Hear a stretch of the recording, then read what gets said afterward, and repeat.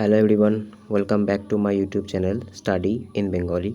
Railway group D 2025-এর জন্য general সায়েন্সের যে মক টেস্টের সিরিজটা আমরা শুরু করেছিলাম, আজকে তার মক টেস্ট নাম্বার 10। আজকের কোশ্চেনগুলো একটু অ্যাডভান্স লেভেলের কোশ্চেন নিয়ে এসেছি তোমাদের জন্য। তাহলে চলো দেরি না করে শুরু করা যাক আজকের প্রথম প্রশ্ন। দেখো আজকের মক টেস্টের প্রথম প্রশ্ন কি বলেছে। প্রথমে একটা ফিজিক্সের নিউমেরিক্যাল দিয়েছে। তো কি বলেছে দেখো অঙ্কটা, যে একটি বস্তুর ওপর 10 নিউটন বল ক্রিয়া করে এবং এটি 5 মিটার সরে যায়, যদি বল এবং স্থানচ্যুতির মধ্যে কোণ 60 ডিগ্রি হয় তবে কৃতকার্য কত। দেখো এতদিন পর্যন্ত তোমরা কৃতকার্য সমান সমান বা ওয়ার্ক ডান ইকুয়ালস টু জেনে এসেছো কিন্তু ফোর্স ইন্টু ডিসপ্লেসমেন্ট, অর্থাৎ বস্তুটার উপরে কতটুকু বল প্রয়োগ করা হচ্ছে আর বস্তুটা কতদূর সরছে। কিন্তু এইখানে দেখো আজকের এই নতুন টাইপের এই অঙ্কটাতে কিন্তু তোমার একটা অ্যাঙ্গেলের মানও দেওয়া আছে। তাহলে এক্ষেত্রে কিন্তু আমাদের যে ফর্মুলাটা থাকবে ফর্মুলাতে একটু চেঞ্জ হবে। তো ফর্মুলা এক্ষেত্রে ওয়ার্ক ডান ইকুয়ালস টু কী হবে, এফ এস কস থিটা কিন্তু আমাদের ফর্মুলা হয়ে যাবে। ঠিক আছে, এই যে থিটার যে ভ্যালুটা আছে এটাকে কিন্তু তোমার কস থিটাতে আনতে হবে। তাহলে দেখো এক্ষেত্রে আমাদের ফর্মুলাটা কি হচ্ছে, কিছুই কিন্তু পাল্টাচ্ছে না, শুধু পাল্টাচ্ছে কিন্তু একটাই জিনিস, সেটা কিন্তু এই কস থিটাটা অ্যাড হচ্ছে। আমরা কি করে বুঝবো কখন আমাদের এই কস থিটাটা আনতে হবে আর কখন আনতে হবে না? যখন এই অ্যাঙ্গেলের মান দেয়া থাকবে সেক্ষেত্রে কিন্তু আমাদেরকে কস থিটা আনতে হবে। এবার দেখো, তো এফ মানে কি, এফ মানে কিন্তু সেই আগের মতোই ফোর্স, আর এস মানে কিন্তু হয়ে যাচ্ছে ডিসপ্লেসমেন্ট, আর কস থিটার ভ্যালু কিন্তু এখানে পুট করতে হবে। তো এখানে আমরা দেখি, তো এখানে আমাদের ফোর্স কত, ফোর্স কিন্তু 10 নিউটন, আর এখানে তোমার যে এস আছে সেই এস মানে কি, এস মানে ডিসপ্লেসমেন্ট, তাহলে এটা কিন্তু হয়ে যাচ্ছে 5 মিটার। আচ্ছা এখানে কস থিটা মানে কত, এখানে কিন্তু কস 60 নিতে হবে, যেহেতু থিটার ভ্যালু কিন্তু এখানে 60 ডিগ্রি। ঠিক আছে, 60 ডিগ্রি নিলাম। তো এবার দেখো কি করতে হবে, এখানে কিন্তু 60 ডিগ্রি নিয়ে নিলাম। আচ্ছা এবার এখানে দেখো 10 আছে, এখানে 10টা 10-এর মতো রাখলাম, এখানে 5 রাখলাম। আর এবার কিন্তু তোমাদেরকে এই cos 60-র ভ্যালু জানতে হবে। দেখো ত্রিকোণমিতি করার সময় কিন্তু আমরা cos 60-র ভ্যালু জেনেছি। তো cos 60-র ভ্যালু কত হয়, cos 60-র ভ্যালু কিন্তু হাফ হয়ে যায়। এইবার এই 2 দিয়ে তোমাকে কিন্তু এই 5কে কাটতে হবে। তো কত হচ্ছে আলটিমেটলি অ্যান্সার কিন্তু 5 5-এ 25 জুল কিন্তু আমাদের সঠিক অ্যান্সার হয়ে যাবে। ঠিক আছে, এখানে আমি লিখছি 25 জুল কিন্তু সঠিক অ্যান্সার হয়ে যাবে। আশা করি বোঝাতে পেরেছি। তো অপশান এ যেটা আছে সেটাই কিন্তু আমাদের সঠিক অ্যান্সার হয়ে যাচ্ছে। এবার দেখো এই অঙ্কটাতে আমি আর একটা জিনিস তোমাদেরকে মনে করিয়ে দিই। দেখো আবার বলছি কিন্তু সেই একই প্রসেস, অঙ্কটা কিন্তু এফএস। ঠিক আছে, কিন্তু এখানে যেহেতু মানে তোমার ওয়ার্ক ইকুয়ালস টু এফএস, অর্থাৎ work equals to force into displacement, কিন্তু এখানে এই অ্যাঙ্গেলের জন্য কিন্তু তোমাদের এই যে কস থিটা, এই যে আলাদা একটা ব্যাপার, এটা কিন্তু এখানে আনতে হবে। ঠিক আছে, নেক্সট কোশ্চেন আমরা যাব। পরবর্তী কোশ্চেন কি বলেছে দেখো, আজকে 2 নম্বর কোশ্চেন, যে একটি ইলেকট্রনের তরঙ্গ দৈর্ঘ্য গণনা করার জন্য কোন সমীকরণ ব্যবহার করা হয়ে থাকে। দেখো ইলেকট্রনের তরঙ্গ দৈর্ঘ্য মানে ইলেকট্রন পরমাণুর মধ্যে যে ইলেকট্রন থাকে সেই ইলেকট্রনের যে তরঙ্গ দৈর্ঘ্য বা ইলেকট্রনের যে ওয়েভ লেন্থ আছে সেই ওয়েভ লেন্থ বার করার জন্য নিচের কোন সমীকরণটা ব্যবহার করা হয়ে থাকে সেটাই কিন্তু কোশ্চেন।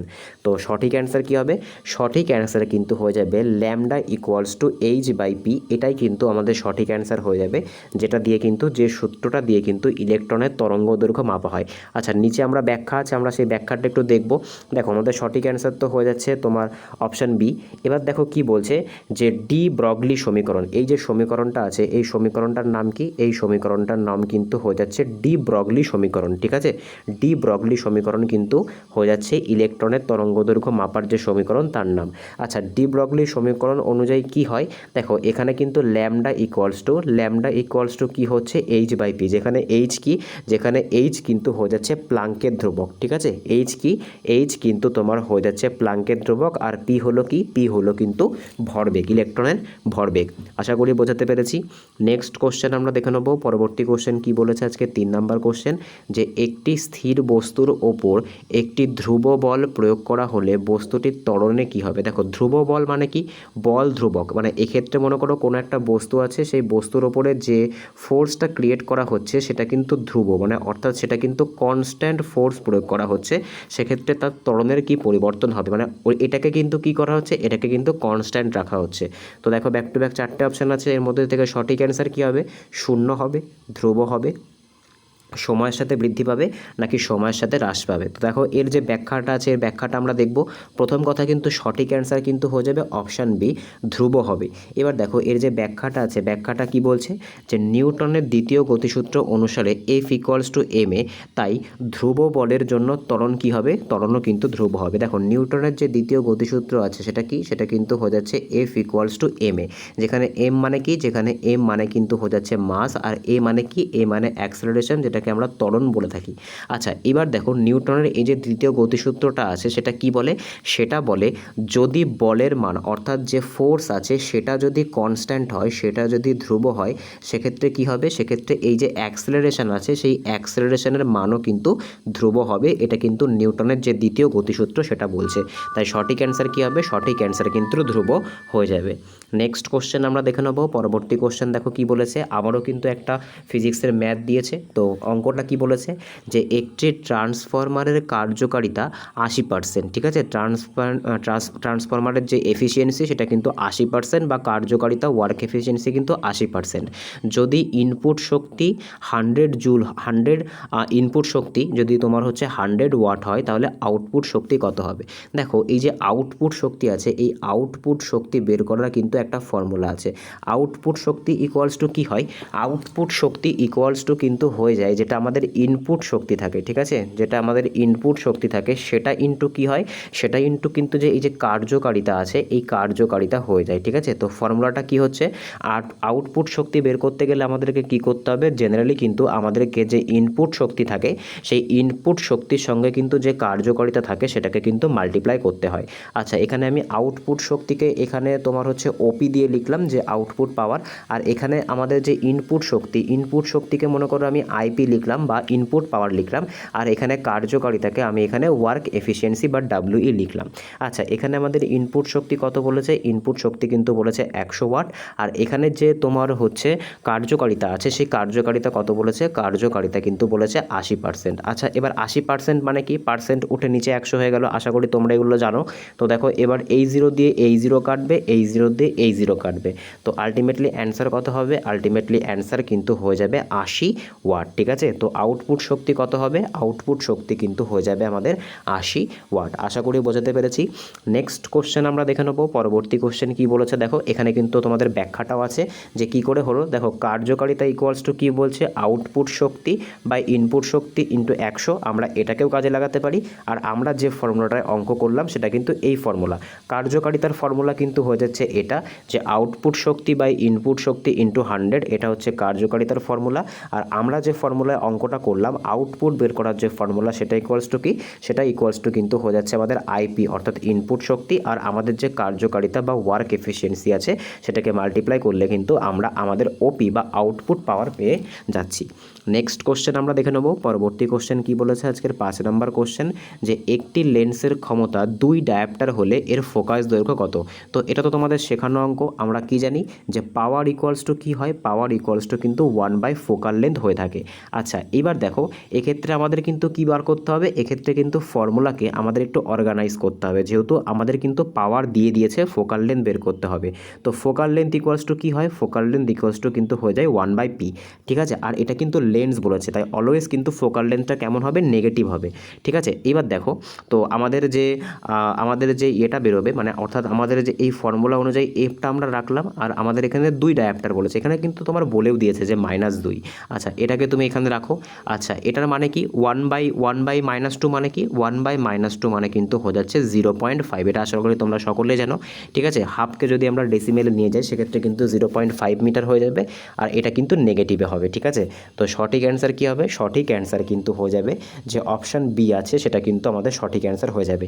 এবার তোমাদের জন্য আমার একটা HW থাকবে, যে কোন ধরনের লেন্সের যে ফোকাল লেন্থ, ঠিক আছে, কোন ধরনের লেন্সের ফোকাল লেন্থ নেগেটিভ বা মাইনাসে হয়ে থাকে সেটা তোমরা আমাকে কমেন্টে জানাবে। আশা করি বোঝাতে পেরেছি। নেক্সট কোশ্চেন আমরা দেখে নেব। পরবর্তী কোশ্চেন কি বলেছে আজকে 6 নম্বর কোশ্চেন। দেখো এখানে কিন্তু ব্যাখ্যাও দিয়ে দিয়েছে, এই যে আমাদের ব্যাখ্যা, আমরা যে অঙ্কটা করলাম সেই অঙ্কের ব্যাখ্যা, যে ক্ষমতা পাওয়ার ইকুয়াল ইকুয়ালস টু কিন্তু 1/f হয়ে থাকে, তাই f ইকুয়ালস টু কিন্তু 1/p হবে। আর এক্ষেত্রে কিন্তু ক্যালকুলেশন করলে আমাদের 0.5 মিটারই কিন্তু সঠিক অ্যান্সার চলে আসে। আর একটা জিনিস সবসময় মনে রাখবে যে ফোকাল লেন্থ যেটা হয়ে থাকে না, সেটা কিন্তু সবসময় মিটারে ক্যালকুলেট করতে হয়। কখনো যদি সেন্টিমিটারে থাকে তাহলে কিন্তু তোমাদেরকে সেটা মিটারে কনভার্ট করে নিতে হবে। নেক্সট কোশ্চেন আমরা দেখে নেব। পরবর্তী কোশ্চেন কি বলেছে, আজকে 6 নাম্বার কোশ্চেন, যে ডপলার প্রভাব প্রযোজ্য কিসের ক্ষেত্রে। দেখো এই যে ডপলার প্রভাব আছে এটা কিন্তু ফিজিক্সের একটা ফ্যাক্ট। তো এই যে ডপলার প্রভাব আছে এটা কিসের ক্ষেত্রে প্রযোজ্য? শুধুমাত্র শব্দ তরঙ্গ, শুধুমাত্র আলোক তরঙ্গ, শব্দ এবং আলোক তরঙ্গ উভয়, নাকি কোনোটিই নয়? তো সঠিক অ্যান্সার কী হবে? সঠিক অ্যান্সার কিন্তু হয়ে যাবে এই যে ডপলার এফেক্ট আছে এটা কিন্তু শব্দ, সাউন্ড প্লাস লাইট দুটো ক্ষেত্রেই কিন্তু প্রযোজ্য। আচ্ছা, এবার এর ব্যাখ্যাটা আমরা দেখব। দেখো কি বলেছে, যে শব্দ কি বলেছে, দেখো ডপলার প্রভাব তরঙ্গের ফ্রিকোয়েন্সি পরিবর্তন বর্ণনা করে। অর্থাৎ ডপলার প্রভাবে কি হয়, ডপলার প্রভাবে কিন্তু যে আলোক তরঙ্গ বলো বা যে শব্দ তরঙ্গ বলো, তাদের যে ফ্রিকোয়েন্সির যে চেঞ্জ, অর্থাৎ একটার থেকে একটা মাধ্যম থেকে আরেকটা মাধ্যমে গেলে যে ফ্রিকোয়েন্সির চেঞ্জ হচ্ছে, সেটাকে কিন্তু এই ডপলার প্রভাবের মাধ্যমে দেখানো হয়ে থাকে, যেটা কিন্তু বোথ আলো এবং শব্দ দুটো ক্ষেত্রে কিন্তু প্রযোজ্য। নেক্সট কোশ্চেন আমরা দেখে নেব। পরবর্তী কোশ্চেন কি বলেছে, আজকে 7 নাম্বার কোশ্চেন, যে একটি বস্তু 10 মিটার পার সেকেন্ড বেগে 5 কেজি ভর নিয়ে চলছে, তার গতিশক্তি কত হবে? তো গতিশক্তির অঙ্ক তো আমরা প্রচুর করেছি। তো গতিশক্তি ইকুয়ালস টু কী হয়ে থাকে, কাইনেটিক এনার্জি ইকুয়ালস টু কিন্তু হয়ে থাকে হাফ mv²। এবার জাস্ট আমাদেরকে ডেটাগুলোকে পুট করতে হবে। এখানে হাফ রাখলাম, এখানে আমাদের মাস বলেছে 5, আর এখানে আমাদের কি করতে হবে, যেটা আমাদের তোমার হচ্ছে ভেলোসিটি আছে সেটাকে স্কোয়ার করতে হবে। তো পরের লাইনে যদি আমরা যাই তাহলে এখানে আমরা কত পাচ্ছি, হাফ 5 ইন্টু এখানে কত পাচ্ছি 100, এই 2 দিয়ে এটাকে কাটলে কত হচ্ছে 50, আর এদিকে কিন্তু আমাদের সঠিক অ্যান্সার কত হয়ে যাবে, সঠিক অ্যান্সার কিন্তু হয়ে যাবে 250 জুল। নেক্সট কোশ্চেন আমরা দেখে নেব। তো আমাদের এটার সঠিক অ্যান্সার কী হলো, সঠিক অ্যান্সার তো 250 জুল হয়ে গেল। এবার তোমাদের জন্য একটা হোমওয়ার্ক দিই, যে স্থিতিশক্তি আছে, যে পোটেনশিয়াল এনার্জি আছে, তার যে ফর্মুলাটা আছে সেটা তোমরা আমাকে কমেন্টে জানাবে, ঠিক আছে? যে স্থিতিশক্তির ফর্মুলা আছে সেটাকে কমেন্টে জানাবে। নেক্সট কোশ্চেন আমরা দেখে নেব, আজকের 8 নাম্বার। দেখো এখানে কিন্তু সলিউশনটাও দিয়ে দিয়েছে। তো আমরা যে সলিউশন করলাম সেটাই কিন্তু তুমি এখানে দেখতে পাবে। তো এটাই কিন্তু আমাদের সঠিক অ্যান্সার হয়ে যাবে। নেক্সট কোশ্চেন আমরা দেখে নেব। পরবর্তী কোশ্চেন কি বলেছে, আজকের 8 নাম্বার কোশ্চেন, যে নিউক্লিয়ার ফিউশন প্রক্রিয়ায় কোন শক্তি মুক্ত হয়? তড়িৎচৌম্বক শক্তি, তাপ শক্তি, নিউক্লিয়ার শক্তি, নাকি রাসায়নিক শক্তি? তো সঠিক অ্যান্সার কী হবে, সঠিক অ্যান্সার কিন্তু হয়ে যাবে নিউক্লিয়ার শক্তি। যে নিউক্লিয়ার ফিউশন হয়ে থাকে সেখানে তো নিউক্লিয়ার শক্তি বেরোবে, তো সঠিক অ্যান্সার কিন্তু হয়ে যাবে নিউক্লিয়ার শক্তি। আচ্ছা দেখি এর কি ব্যাখ্যা আছে। দেখো ব্যাখ্যাতে কি বলছে, যে ফিউশনে নিউক্লিয়াস একত্রিত হয়ে শক্তির মুক্তি ঘটে। আচ্ছা ফিউশন মানে কি, মনে রাখবে ফিউশন মানে কিন্তু একত্রিত হয়ে যাওয়া, ঠিক আছে? এক্ষেত্রে যে তোমার হাইড্রোজেনের, এটা কিন্তু তোমার হচ্ছে, এটা কিন্তু নিউক্লিয়ার ফিউশন মোটামুটি আমরা জানি যে এটা কিন্তু হাইড্রোজেনে হয়ে থাকে, বা হাইড্রোজেন বোমও কিন্তু এইভাবে তৈরি করা হয়ে থাকে। আমরা যদি হাইড্রোজেনের উদাহরণ দিয়ে থাকি তাহলে আমরা জানি কি, হাইড্রোজেনের যে মনে করো দুটো হাইড্রোজেন আছে, এটা একটা হাইড্রোজেন আর এটা একটা হাইড্রোজেন, এই দুটো হাইড্রোজেন কি হবে, এই দুটো হাইড্রোজেন একসাথে কিন্তু কম্বাইন করে কি হবে, নিকটবর্তী যে তোমার মৌলটা আছে অর্থাৎ হিলিয়াম, এটা কিন্তু হিলিয়ামে কনভার্ট হয়ে যাওয়ার চেষ্টা করবে, আর এটাকেই কিন্তু তোমার বলা হয় ফিউশন। আচ্ছা এক্ষেত্রে কিন্তু প্রচুর তাপশক্তিও উৎপন্ন হয়ে থাকে। নেক্সট কোশ্চেন আমরা দেখে নেব। পরবর্তী কোশ্চেন কি বলেছে, আবারও কিন্তু একটা অঙ্ক দিয়েছে ফিজিক্সের, যে একটি সার্কিটে 5 ওহম এবং 10 ওহম প্রতিরোধ সমান্তরালে সংযুক্ত হলে সমতুল্য রোধ কত? আচ্ছা যদি সমান্তরালে থাকে সেক্ষেত্রে আমাদের ফর্মুলা কি করতে হয়, যে 1/r ইকুইভ্যালেন্ট ইকুয়ালস টু কী করতে হয়, যতগুলো রোধ থাকে সেগুলোকে কিন্তু 1/r1 1/r2 এইভাবে কিন্তু যোগ করে যেতে হয়। তো এক্ষেত্রে আমাদের কি আছে, এক্ষেত্রে কিন্তু আমাদের একটা আছে 1/5 আর একটা কত আছে 1/10। তো আমরা যদি এটাকে সলভ করি তাহলে আমরা দেখতে পাচ্ছি নিচে কত হচ্ছে, নিচে তো হচ্ছে 50, এদিক থেকে তোমার হচ্ছে 10, আর এখানে কত হচ্ছে 5। তো আমরা আলটিমেটলি কি পেলাম, আমরা কিন্তু আলটিমেটলি পেলাম যে তোমার হচ্ছে 15 × 50, ঠিক আছে? আচ্ছা এটা তো 1/r ফরম্যাটে আছে, তো এটাকে যদি আমরা এবার কি করি, এবার যদি এটাকে আমরা r এর ফরম্যাটে নিয়ে আসি তাহলে আমরা কত পাবো, তাহলে কিন্তু আমরা পেয়ে যাব 50/15। আচ্ছা আর এই 50/15কে যদি আমরা ডেসিমেলে নিয়ে যাই তাহলে আমাদের সঠিক অ্যান্সার কী হবে, সঠিক অ্যান্সার কিন্তু হয়ে যাবে অপশান এ 3.33 ওহম, এটা কিন্তু তোমার ইনফিনিটি, আমরা পয়েন্টের পরে দুটো ডেসিমেল পর্যন্ত নেব। তো 3.33 ওহম কিন্তু আমাদের সঠিক অ্যান্সার হয়ে যাবে। আশা করি বুঝতে পেরেছো। যদি কারোর কোনো রকম সমস্যা হয়ে থাকে অঙ্কগুলো বা কোনো প্রশ্ন বুঝতে, তাহলে অবশ্যই তোমরা আমাকে কমেন্টে জানাবে, নির্দ্বিধায় কিন্তু আমাকে কমেন্টে জানাবে। আমি চেষ্টা করব তোমাদের সমস্ত কনফিউশন ক্লিয়ার করার।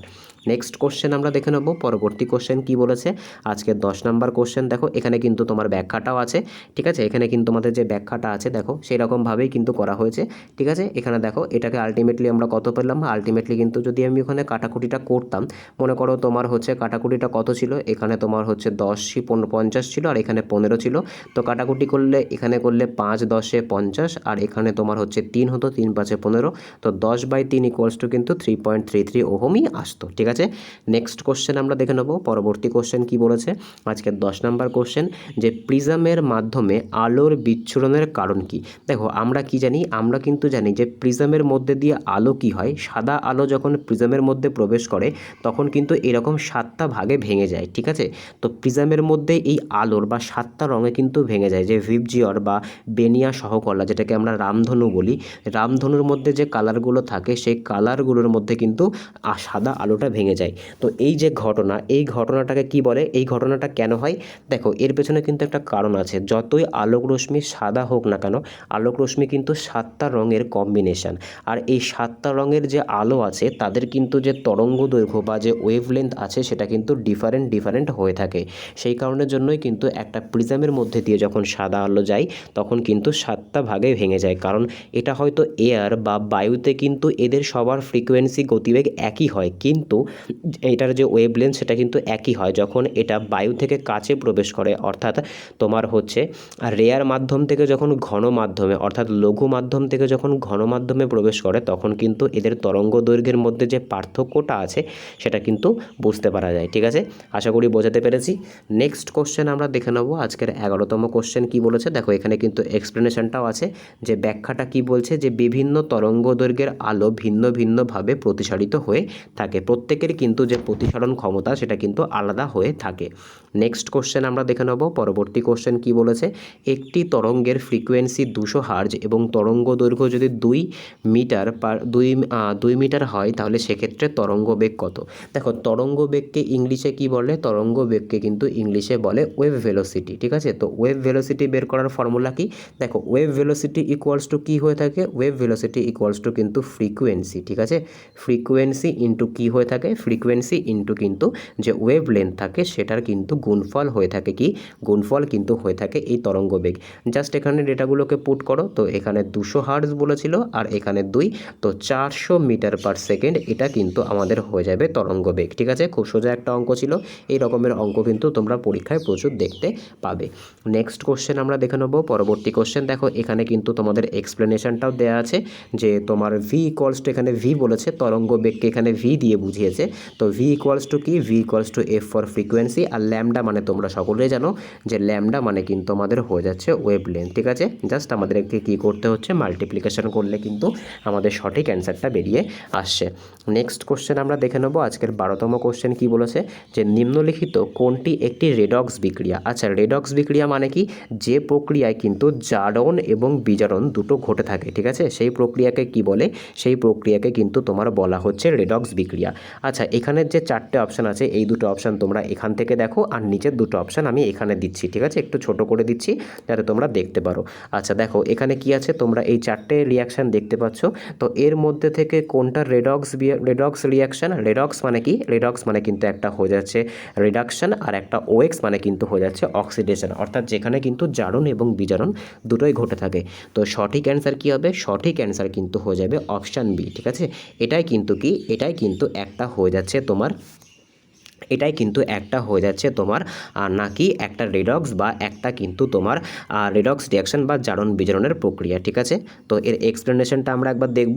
দেখো এক্সপ্লেনেশন এখানে কি বলেছে, এক্সপ্লেনেশনে কিন্তু এখানে বলেছে যে H2 কী করছে, দেখো এখানে যে H2 আছে, H2 অক্সাইড মানে H2 কী হচ্ছে এখানে, এই যে কোনো কিছুর সাথে আমরা জানি, আচ্ছা আমরা সবার প্রথমে জানবো যে অক্সিডেশন কাকে বলে। আচ্ছা অক্সিডেশন কখন হয়, যখন কোনো কিছুর সাথে অক্সিজেন অ্যাড হয়। দেখো এটার সাথে কি হচ্ছে, এটার সাথে কিন্তু কিন্তু অক্সিজেন অ্যাড হচ্ছে, তাই এটা অক্সিডাইজড হচ্ছে। আর O2 কি হচ্ছে, O2 কিন্তু রিডিউসড হচ্ছে। দেখো এখান থেকে কি হচ্ছে, যখন আমরা পরে যাচ্ছি, পরে কি কিন্তু আমরা দেখছি যে O2 ভেঙে কিন্তু একটা সিঙ্গেল মলিকিউল হয়ে যাচ্ছে, সেক্ষেত্রে কিন্তু এটা রিডাকশান হচ্ছে, অর্থাৎ হাইড্রোজেনটা কিন্তু ওখান থেকে সরে যাচ্ছে। ঠিক আছে, নেক্সট কোশ্চেন আমরা দেখে নেব। পরবর্তী কোশ্চেন কি বলেছে, আজকে 13তম কোশ্চেন, যে কোনো মৌলের পারমাণবিক সংখ্যা যদি 20 হয় এবং ভর সংখ্যা যদি তোমার 40 হয়, তাহলে নিউট্রন সংখ্যা কত? দেখো এই যে নিউট্রন সংখ্যা আছে, এই নিউট্রন সংখ্যা বের করতে গেলে কি করতে হয়, নিউট্রন সংখ্যা বের করতে গেলে যে ভর সংখ্যা থাকে, সেই ভর সংখ্যা থেকে কিন্তু আমাদের নেগেটিভ করতে হয়, অর্থাৎ মাইনাস করতে হয় কোনটা, ভর সংখ্যা থেকে কিন্তু যে পারমাণবিক সংখ্যা আছে, সেই পারমাণবিক সংখ্যাকে কিন্তু আমাদেরকে মাইনাস করতে হয়। ঠিক আছে, তো এখানে আমাদের ভর সংখ্যা কত, আমাদের এখানে ভর সংখ্যা হচ্ছে 40, আর এখানে আমাদের যে পারমাণবিক সংখ্যা সেটা কত হচ্ছে 20। তো আলটিমেটলি আমাদের এখানে কতগুলো নিউট্রন আছে, আমাদের এখানে কিন্তু 20টা নিউট্রন আছে। তো কত নম্বর অপশন সঠিক হয়ে যাবে, অপশান এ কিন্তু আমাদের সঠিক অ্যান্সার হয়ে যাবে। আচ্ছা, এর এক্সপ্লেনেশনটা আমরা একবার এখানে দেখব। দেখো এক্সপ্লেনেশন এখানে কি দিয়েছে, যে নিউট্রন সংখ্যা সমান সমান কি হয়, ভর সংখ্যা থেকে কিন্তু পারমাণবিক সংখ্যা বিয়োগ করতে হয়। সেক্ষেত্রে এটাই কিন্তু আমাদের অপশান যেটা বললাম 20, এটাই কিন্তু আমাদের সঠিক অ্যান্সার হয়ে যাবে, তোমরা কিন্তু এখানে দেখতে পাচ্ছ। আচ্ছা, নেক্সট কোশ্চেন আমরা দেখে নেব। পরবর্তী কোশ্চেন কি বলেছে, কোন গ্যাসটি ফল পাকাতে সাহায্য করে? তো এটা কিন্তু যারা আমার সাথে যে আমাদের যে 52টা জেনারেল সায়েন্সের ওপর ক্লাস হয়ে গেছিলো, যারা আমার সাথে ক্লাসগুলো কন্টিনিউ করেছো, তাদের জন্য কিন্তু খুব ইজি একটা কোশ্চেন। যারা এখনও পর্যন্ত দেখোনি, সেগুলো কিন্তু ডেসক্রিপশনে প্লেলিস্টের লিঙ্ক দেওয়া আছে, সেখান থেকে দেখে নিতে পারো। আচ্ছা, এবার দেখো তো ফল পাকাতে কোন গ্যাসটি ব্যবহার করা হয়? তো মনে রাখবে, ফল পাকাতে কিন্তু যে ইথিলিন যে গ্যাস আছে, সেই ইথিলিন গ্যাসকে কিন্তু ব্যবহার করা হয়ে থাকে ফল পাকানোর জন্য। ঠিক আছে, নেক্সট কোশ্চেন আমরা দেখে নেবো। এবার দেখো ইথিলিনের যে ব্যাখ্যাটা এখানে কি বলছে। আচ্ছা, ইথিলিন তো তোমরা বললে, ইথিলিনের যে ফর্মুলা সেটা কি হয়, সেটা কিন্তু হয়ে যায় C2H4। ঠিক আছে, এটা কিন্তু একটা জৈব যৌগ, যেটা কিন্তু ফল পাকানোর জন্য ব্যবহার করা হয়ে থাকে। নেক্সট কোশ্চেন আমরা দেখে নেব। পরবর্তী কোশ্চেন কি বলেছে, যে pH 2 এর দ্রবণের H+ আয়নের ঘনত্ব কত? অর্থাৎ কোনো একটা দ্রবণের pH এর মান যদি 2 হয়, তাহলে সেক্ষেত্রে সেই দ্রবণে H+ আয়নের ঘনত্ব কত হবে? আচ্ছা, H+ আয়ন মানে কি, সেটা দ্রবণটা কেমন হবে, দ্রবণটা কিন্তু অ্যাসিডিক হবে। তার কারণ আমরা কি জানি, যে জলীয় দ্রবণে কি হয়, জলীয় দ্রবণে কিন্তু H+ আয়নে অ্যাসিডিক হয়ে থাকে। আচ্ছা, এটার দেখো, এটার আমরা ডাইরেক্ট যে ব্যাখ্যাটা, সেই ব্যাখ্যাটায় চলে আসি। দেখো এখানে আমাদের সঠিক অ্যান্সার তো হয়ে যাবে যে 10⁻⁻² মাইক্রন। আচ্ছা, এটা কি করে হচ্ছে, দেখো এর জন্য কিন্তু একটা ফর্মুলা আছে, সেটা কি, সেটা কিন্তু হয়ে যাচ্ছে লগ, আর এখানে কিন্তু H+ দিতে হবে। ঠিক আছে, আচ্ছা এবার দেখো এখানে কি হচ্ছে, এখানে যেহেতু pH এর মানটা কত বলেছিল, pH এর মানটা কিন্তু 2 বলেছিল, সেক্ষেত্রে আমাদেরকে লগের জায়গায় কি বসাতে হবে, লগের জায়গায় কিন্তু 2 বসাতে হবে। আর এক্ষেত্রে আমাদের কি করতে হবে, এখানে কিন্তু আমাদের H+ এর জায়গায় 10 বসাতে হবে। তো আলটিমেটলি আমরা যে রেজাল্টটা পাবো, তোমরা লগের অঙ্ক আমি জানি না কে কে করেছো, যারা করোনি তারা বুঝতে পারবে। এক্ষেত্রে কিন্তু আমাদের সঠিক অ্যান্সারটা কী হবে, সঠিক অ্যান্সারটা কিন্তু হয়ে যাবে 10⁻⁻² মাইক্রন। ঠিক আছে, তো সঠিক অ্যান্সার কী হবে, সঠিক অ্যান্সার কিন্তু আমাদের যেটা হয়ে যাবে, সেটা কিন্তু হয়ে যাচ্ছে অপশান এ। তো এটা কিন্তু আমাদের সঠিক অ্যান্সার হয়ে যাচ্ছে। এই যে অঙ্কটা ছিল, এটা কিন্তু খুবই একটা অ্যাডভান্স লেভেলের অঙ্ক তোমরা বলতে পারো। এইরকম লেভেলের অ্যাডভান্স অঙ্ক কিন্তু পরীক্ষায় দেওয়ার সম্ভাবনা আসছে, যেহেতু ডে বাই ডে কিন্তু কম্পিটিশন প্রচুর বাড়ছে। তো এরকম লেভেলের অ্যাডভান্স অঙ্ক যারা যারা চাও, তারা আমাকে কমেন্টে অবশ্যই জানাবে। আমি ভাবছি এবার থেকে তোমাদের জন্য স্পেসিফিক্যালি সপ্তাহে একদিন করে ফিজিক্সের এই রকম আজকে যেরকম অঙ্কগুলো আছে, সেরকম স্ট্যান্ডার্ড কিছু অঙ্কের একটা করে ক্লাস প্রত্যেক সপ্তাহে করাবো, যাতে তোমাদের কনফিউশনগুলো ক্লিয়ার হয়। তো যারা যারা চাও, অবশ্যই তোমরা কমেন্ট করবে, তোমাদের কমেন্টের ওপরে কিন্তু নির্ভর করছে এরকম ক্লাস আসবে কি আসবে না। নেক্সট কোশ্চেন আমরা দেখে নেব। পরবর্তী কোশ্চেন কি বলেছে, আজকে 16তম কোশ্চেন, নিম্নলিখিত কোনটি একটি সুগন্ধি যৌগ? তো এর মধ্যে থেকে কোনটি সুগন্ধি যৌগ, যেটার ফ্রেগরেন্স আছে, সুগন্ধ আছে, C2H12, C6H6, C2H4 নাকি C2H5OH? তো সঠিক অ্যান্সার কী হবে, সঠিক অ্যান্সার কিন্তু হয়ে যাবে বেনজিন। আচ্ছা, এই যে C2H6 আছে, এটা কার ফর্মুলা, এটা কিন্তু হয়ে যাচ্ছে বেনজিনের ফর্মুলা। আচ্ছা, বেনজিনটা কেমন, বেনজিনটা কিন্তু একটা মানে প্রিজারভেন্ট হিসেবে ব্যবহার করা হয়, এটা কিন্তু একটা ফ্রেগরেন্স হিসেবেও ব্যবহার করা হয়ে থাকে। আচ্ছা, এর এক্সপ্লেনেশনটা আমরা আমরা একবার দেখে নেব। দেখো ব্যাখ্যাতে কি বলছে, ব্যাখ্যাতে বলছে যে C2H6 যেটা বেনজিন সেটা কিন্তু একটা সুগন্ধি দ্রব্য, ঠিক আছে। এটা কিন্তু ফ্রেগরেন্সের কাজে ব্যবহার করা হয়ে থাকে, অনেক সময় কিন্তু এটাকে প্রিজারভেন্ট হিসেবেও ব্যবহার করা হয়ে থাকে। নেক্সট কোশ্চেন আমরা দেখে নেব। আজকের 17তম কোশ্চেন কি বলছে, কোন ধাতুটি ঘরের তাপমাত্রায় তরল থাকে। তো এটা তো অনেকবার করানো একটা কোশ্চেন, এটা তোমাদের জন্য HW থাকবে, তোমরা আমাকে কমেন্টে জানাবে। নেক্সট কোশ্চেন আমরা দেখে নেব। আজকের 18তম কোশ্চেন, কেউ কিন্তু অ্যান্সারটা দেখে করবে না। আচ্ছা 18তম কোশ্চেন কি বলেছে দেখো, যে নিম্নলিখিত কোনটি একটি আইসোটোপ। আচ্ছা সবার প্রথমে তোমাদেরকে জানতে হবে আইসোটোপ কাকে বলে। দেখো যখন যে পরমাণুর যে নিউট্রন সংখ্যা, মনে করো যে পরমাণুর দুটো ভাগ আছে, ঠিক আছে, একই পরমাণুর যখন তোমার হচ্ছে নিউট্রন, যখন পারমাণবিক সংখ্যা অর্থাৎ যেটা প্রোটন সংখ্যা সেটা যখন সমান হয় আর ভর সংখ্যা যখন আলাদা হয়, সেক্ষেত্রে সেটাকে কিন্তু আইসোটোপ বলা হয়ে থাকে, ঠিক আছে। এটা কিন্তু একটা পরমাণুরই দুটি ভিন্ন ভিন্ন রূপ।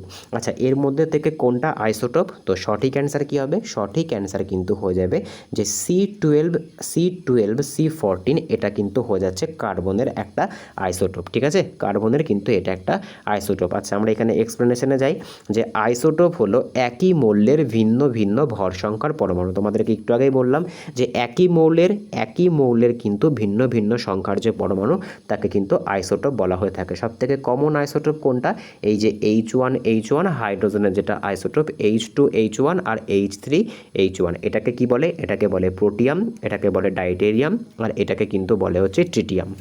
নেক্সট কোশ্চেন আমরা দেখে নেব। পরবর্তী কোশ্চেন কি বলেছে, আজকের 19তম কোশ্চেন, কোন গ্যাসটি শ্বাসকার্যের জন্য দায়ী নয়। এখানে কিন্তু নয় বলেছে, carbon monoxide, sulphur dioxide, nitrogen নাকি ক্লোরিন। দেখো শ্বাসকষ্টের জন্য কিন্তু কার্বন মনোক্সাইড খুবই দায়ী, তাই এটা তো সঠিক অ্যান্সার হবে না। সালফার ডাইঅক্সাইডও কিন্তু দায়ী, এটাও হবে না। কিছু কিছু ক্ষেত্রে কিন্তু ক্লোরিন গ্যাসও শ্বাসকষ্টের জন্য দায়ী। তো সঠিক অ্যান্সার কী হবে, এর মধ্যে যে নাইট্রোজেন গ্যাস থাকে সেটা কিন্তু শ্বাসকষ্টের জন্য দায়ী নয়। তার কারণ আমাদের যে অ্যাটমসফিয়ার সেখানে কিন্তু প্রায় 78% কিন্তু যে বায়ুমণ্ডল রয়েছে সেখানে কিন্তু 78% আমাদের নাইট্রোজেন দিয়ে তৈরি, তাই এটা কিন্তু সঠিক অ্যান্সার হবে না, এটা কিন্তু শ্বাসকষ্টের জন্য রেসপন্সিবল নয়। নেক্সট কোশ্চেন আমরা দেখে নেব। পরবর্তী কোশ্চেন দেখো এখানে বলেই দিয়েছে যে নাইট্রোজেন একটি নিষ্ক্রিয় গ্যাস, এটি শ্বাসকষ্টের কারণ নয়। নেক্সট কোশ্চেন আমরা দেখে নেব। আজকের 20 নম্বর কোশ্চেন কি বলেছে, যে নিম্নলিখিত কোনটি একটি শক্তিশালী অ্যাসিড। তো এর মধ্যে থেকে কোনটা একটি শক্তিশালী অ্যাসিড। আচ্ছা আমরা একবার অপশানগুলো দেখে নিই। দেখো কি বলেছে, CH3COOH, H2SO4, H3CO3 আর HCOOH। তো দেখো এটা কি, এটা কিন্তু ভিনিগার, এটা কিন্তু একটা তোমার হচ্ছে এটাকে অ্যাসিটিক অ্যাসিড বলা হয় মেনলি। তো এই অ্যাসিটিক অ্যাসিডটা কি, অ্যাসিটিক অ্যাসিডটা কিন্তু একটা মৃদু অ্যাসিড, ঠিক আছে। H2CO3 এটাও কিন্তু একটা মৃদু অ্যাসিড, আর HCOOH এটাও কিন্তু একটা মৃদু অ্যাসিড। এর মধ্যে থেকে যেটা তোমার হচ্ছে শক্তিশালী অ্যাসিড, যেটা অর্থাৎ যেটা স্ট্রং অ্যাসিড, এর মধ্যে কিন্তু একটাই আছে, সেটা কোনটা, সেটা কিন্তু হয়ে যাচ্ছে H2SO4। এটাই কিন্তু এই অ্যাকর্ডিং টু 4টে অপশনের মধ্যে থেকে সব থেকে শক্তিশালী অ্যাসিড। এটাকে কিন্তু কি বলা হয়, এটাকে কিন্তু অম্লরাজও বলা হয়, ঠিক আছে, এটাকে কিন্তু অম্লরাজও বলা হয় সালফিউরিক অ্যাসিডকে। নেক্সট কোশ্চেন আমরা দেখে নেব। পরবর্তী কোশ্চেন দেখো এখানে কিন্তু দেখো এই যে অম্লরাজ অ্যাকোয়ালিজিয়া, একটু মনে হয় বলাটা ভুল হয়ে গেল, এটাকে অম্লরাজ নয়, এটাকে কিন্তু বলা হয় রসায়নের রাজা, ঠিক আছে, কিং অফ কেমিস্ট্রি কিন্তু এটাকে বলা হয়। এই যে অ্যাসিডটা আছে এটাকে কিন্তু রসায়নের রাজা বলে। অম্লরাজ যেটা সেটা কিন্তু আলাদা, ওটা অ্যাকোয়ারিজিয়া, ওটা যেদিন তোমাদের অন্য একটা ক্লাসে তোমাদেরকে ডিসকাস করে দেবো, ওটা একটু বলাটা ভুল হয়ে গেছিলো। তো H2SO4কে কী বলা হয়, কিং অফ কেমিস্ট্রি বলা হয় বা রসায়নের রাজা কিন্তু বলা হয়। নেক্সট কোশ্চেন আমরা দেখে নেব। পরবর্তী কোশ্চেন কি বলেছে, দেখো এখানে কিন্তু ব্যাখ্যাও দিয়েছে যে H2SO4 সালফিউরিক অ্যাসিড সম্পূর্ণ আয়নিত হয়, অর্থাৎ এটা কিন্তু স্ট্রং অ্যাসিড। নেক্সট কোশ্চেন আমরা দেখে নেব। পরবর্তী কোশ্চেন কি বলেছে, যে কোনটি রাসায়নিক বন্ধনের প্রকার নয়। তো আমরা যে রাসায়নিক বন্ধন পড়েছি ক্লাস 10-এ, বা তোমরা কেউ কেউ হয়তো 11-12-এও পড়তে পারো আরও ডিটেলসে। তো এই যে রাসায়নিক বন্ধন আছে, এই রাসায়নিক বন্ধন কিন্তু কয় রকমের হয়ে থাকে, রাসায়নিক বন্ধন কিন্তু 3 রকমের হয়ে থাকে, ঠিক আছে। একটাকে কি বলে, একটাকে কিন্তু বলে তোমার আয়নিক বন্ড, বা এটাকেই কিন্তু আর একটা নাম আছে, এটাকে কিন্তু তোমার বলে ইলেকট্রোভ্যালেন্ট বন্ড, ঠিক আছে। এটা কার কার ভেতরে হয়ে থাকে, এটা কিন্তু একটা মেটাল আর একটা কিন্তু নন মেটালের মধ্যে হয়ে থাকে, ঠিক আছে। আচ্ছা সমযোজী বন্ধন মানে কি, কোভ্যালেন্ট বন্ড, যেটা কার মধ্যে হয়, যেটা কিন্তু দুটোই নন মেটালের মধ্যে হয়ে থাকে, এই সমযোজী বন্ধন বা কোভ্যালেন্ট বন্ড। আর হাইড্রোজেন বন্ড কি, হাইড্রোজেন বন্ডকে কিন্তু কোঅর্ডিনেট বন্ড বলে, যেখানে কিন্তু আর একটা হাইড্রোজেন এসে তোমার এই যে সমযোজী বন্ধন আছে সেখানে কিন্তু যুক্ত হয়। এর মধ্যে থেকে যে অপশান ডি আছে, অর্থাৎ তড়িৎচুম্বকীয় যে বন্ধন, এটা কিন্তু কোনো রকম তোমার রাসায়নিক বন্ধনের এক্সাম্পল নয়। নেক্সট কোশ্চেন আমরা দেখে নেব। পরবর্তী কোশ্চেন কি বলেছে, আজকের 22তম কোশ্চেন, যে নিম্নলিখিত কোনটি একটি জৈব যৌগ, NaCl, CH4, CaCO3 নাকি KNOH। আচ্ছা, এখানে যদি তোমরা দেখো তো এর মধ্যে থেকে কিন্তু তোমরা একটাই জৈব যৌগ দেখতে পাবে, সেটা কি, সেটা কিন্তু হয়ে যাচ্ছে CH4। আর CH4 মানে কি, CH4 মানে কিন্তু হয়ে যাচ্ছে মিথেন, ঠিক আছে, বা যেটাকে কিন্তু আমাদের যে মার্স গ্যাস, মিথেনের আরেকটা নাম কি, মিথেনের আরেকটা নাম কিন্তু হয়ে যাচ্ছে মার্স গ্যাস। তো মিথেনকে কিন্তু মার্স গ্যাস বলা হয়, আর এটাই কিন্তু আমাদের সঠিক অ্যান্সার হয়ে যাবে। নেক্সট কোশ্চেন আমরা দেখে নেব। পরবর্তী কোশ্চেন কি বলেছে, আজকে 23তম কোশ্চেন, যে পর্যায় সারণীতে কোন গ্রুপের মৌলগুলি নিষ্ক্রিয় গ্যাস। তো এটা তো তোমরা সকলেই পারবে, অনেকবার তোমাদের কিন্তু পিরিয়ডিক টেবিল করিয়েছি। তো নিষ্ক্রিয় গ্যাস কোনগুলোকে বলে, যে 18 নম্বর যে গ্রুপে যেগুলো আছে, যেটাকে কিন্তু জিরো গ্রুপও বলা হয়, তো এটাকেই কিন্তু তোমার বলা হয় যে নিষ্ক্রিয় গ্যাসের গ্রুপ, ঠিক আছে। এর মধ্যে কোন কোন গ্যাসগুলো আছে, হিলিয়াম, নিয়ন, ক্রিপ্টন, জেনন, রেডন, আর্গন, এগুলো কিন্তু এখানে আছে। আচ্ছা, গ্রুপ এতে যেগুলো আছে সেগুলোকে কি বলে, সেগুলোকে কিন্তু তোমার বলে হচ্ছে ক্ষার ধাতু। আচ্ছা, গ্রুপ 17তে যারা আছে তাদেরকে কি বললে, তাদেরকে কিন্তু বলা হয় হ্যালোজেন মেটাল, ঠিক আছে। আর গ্রুপ কৃত যারা আছে তাদেরকে কি বলে, তাদেরকে কিন্তু বলে ক্ষারীয় মৃত্তিকা ধাতু, ঠিক আছে, বা রেয়ার আর্থ এলিমেন্টও কিন্তু বলা হয়, ক্ষারীয় মৃত্তিকা ধাতু কিন্তু তাদেরকে বলা হয়। নেক্সট কোশ্চেন আমরা দেখে নেব। পরবর্তী কোশ্চেন দেখো, এখানে ব্যাখ্যাও দিয়ে দিয়েছে, যেরকম হিলিয়াম, নিয়ন তোমাদেরকে তো বলেই দিলাম। আচ্ছা, পরবর্তী প্রশ্ন কি বলেছে, নিচের কোনটি সংশ্লেষণ প্রক্রিয়া। আচ্ছা, সংশ্লেষণ মানে কি, সংশ্লেষণ মানেই কিন্তু হয়ে যাচ্ছে সংযোজন। আর সংযোজন মানে কি, সংযোজন মানেই কিন্তু হয়ে যাচ্ছে কম্বিনেশন রিয়াকশন, অর্থাৎ যেখানে কিন্তু দুটো পদার্থ মিলে একটা পদার্থে পরিণত হবে। তো তোমরা যদি এখানে ভালো করে দেখো, এখানে কিন্তু তোমরা একটা এক্সাম্পলই দেখতে পাচ্ছ, অপশান বি যেটা, সেটাতেই কিন্তু দুটো মিলে একটা হচ্ছে। বাদবাকিগুলো থেকে দেখো, অপশান এতে কি হচ্ছে, একটা থেকে দুটো হচ্ছে, এটা কিন্তু তোমার ডিকম্পোজিশনের উদাহরণ। অপশান সিতে যদি তোমরা দেখো, তাহলে এটা কি হচ্ছে, এটা তো তোমার ভেঙে যাচ্ছে, এটাও কিন্তু হবে না, ঠিক আছে। আচ্ছা, এটাও দেখো একটা থেকে দুটো হচ্ছে।